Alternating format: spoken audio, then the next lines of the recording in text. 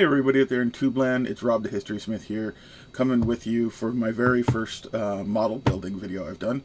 I hope you guys enjoy it. It's pretty straightforward. It's revolving around a ship called the SOYA, which is a Japanese ship from World War II. Served during Tropical Gloom, and then was turned into an Arctic explorer ship. So please like and enjoy, and subscribe if you want to see more stuff like this. If you have any questions, leave them below and I will answer them. Okay, so we're looking at building this ship today. I'm going to show you the procedures I went through to get to here. It's Hasegawa 1/350th scale. This is what the ship actually looked like during World War II. Interesting part, it actually survived Tropical Lagoon, which is what you're looking at right now. Trying to get away. Ship after ship is pounded by explosive shells poured into them in fiery streams of destruction. The big Jap destroyer speeds across the lagoon trying to reach the open sea. A transport gets a direct hit.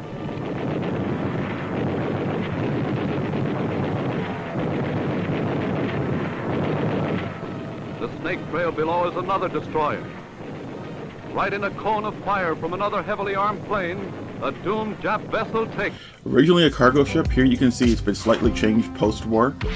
This is what it looks like currently sitting in Tokyo as a, I don't know if it's Tokyo, but it's a museum ship nowadays. So day one, first thing I did was just separate out the major parts and dropped on some color. Silver paint has been used because I'm planning on lighting this. I couldn't decide whether or not I wanted to weather it, but the paint decided for me. It didn't adhere to the silver, so when I took the masking tape off, it gave me this cool effect. So day two, I'm going to concentrate on the wiring for the lighting and getting the main decks in place. The wiring is simple. It's 5-volt power supply. The cables come out the bottom. They'll go through the stand. At the end, here's the deck I photographed because you're not going to see much of that once the upper deck is on. Close-up of the bow, just to show you some of the colors laid down there. So day two, that's what's left. The stuff at the top is the aircraft, but you can see the main structure is coming together. The bridge is not there, and a lot of the smaller details aren't there, but the decks, the main decks are finally put on there. Day three, another close-up of what the finished day three looked like. So you can see the bridges in place, life rafts, or boats, and smaller details are now attached.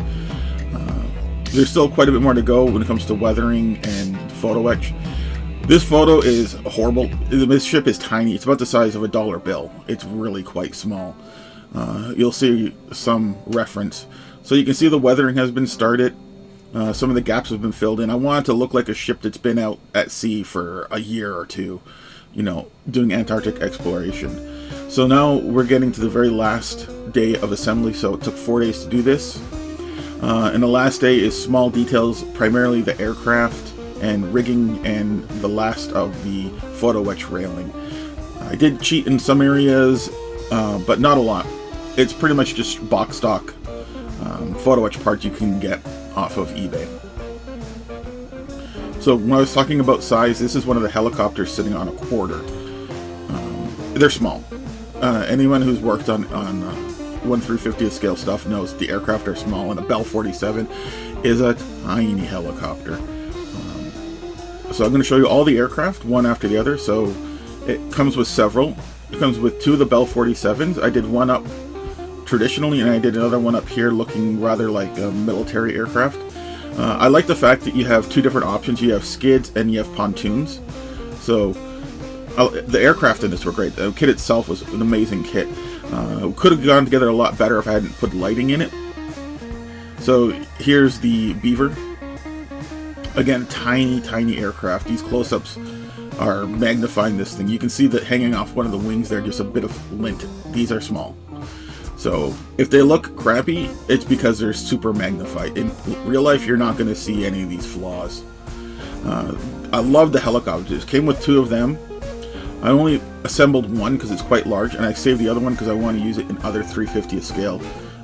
Primarily the USS Nimitz, 1975. So you would have seen something like this potentially on that aircraft carrier. So I saved one. Here's a little tractor. I printed a bunch of these in the past just for aircraft use and air. Anyway, all right, guys, here we go. So here's the finished model. You can see the aircraft are in place. And again, it gives you a rough idea. If that's about the size of a quarter, the ship's not that big. Had a lot of nice little detail. The only stuff I added was the photo etch and the 1/350th scale figures. The base is done up with red vinyl with a cricket cutter. I went with the Japanese Imperial flag because it did start off with wartime service. And here's how you can, ideas on shooting your models after you're done. This is just simply sitting in front of a television, and I'm just bringing up photos from the internet or photos I've taken for backgrounds.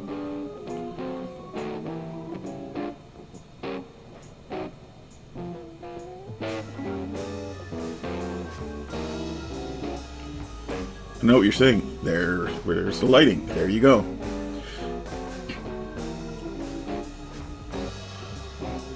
The lighting is from a Lego lighting kit, believe it or not.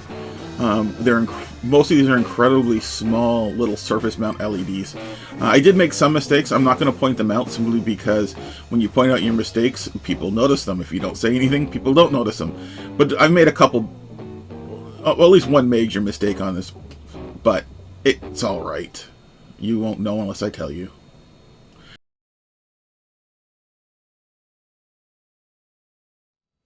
Thank you for watching. I hope you guys like it. I am sorry if there's any quality issues.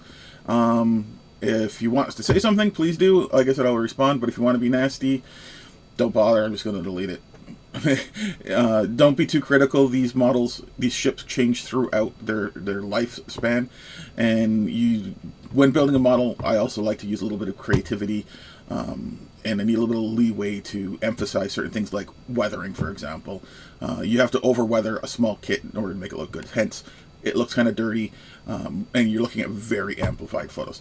I feel like I'm making excuses. Hopefully, you guys like it and subscribe, and I will see you in another video soon.